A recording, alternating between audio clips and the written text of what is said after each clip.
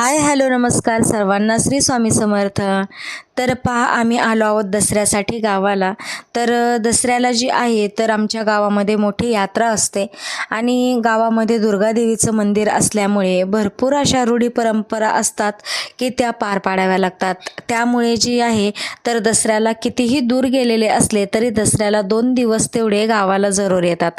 त्यामुळे मग जे आहे तर आमची देखील ऑल फॅमिली दसऱ्याच्या वेळेला 2 दिवस सर्वजण असे एकत्र येतात आणि जी आहे तर एरवी तर प्रत्येकाची शाळा, कोणाची ड्युटी चालूच असते, परंतु दसऱ्याला जी आहे तर 2 दिवस सर्व एकत्र येतात.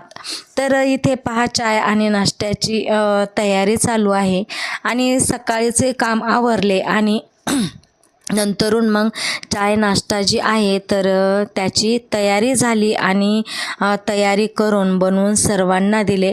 तर इथे पहा, पाठीमागच्या वेळेस जो आंब्याचे झाड मी तुम्हाला दाखवलं होतं तर त्याला पहा 5 प्रकारचे जी आहे तर कलम केले आहे, म्हणजे एकाच आंब्याला परंतु 5 प्रकारचे फळं येतील. जर मिनी ब्लॉग तुम्हाला आवडला असेल तर नक्कीच लाईक शेअर करा. श्री स्वामी समर्थ.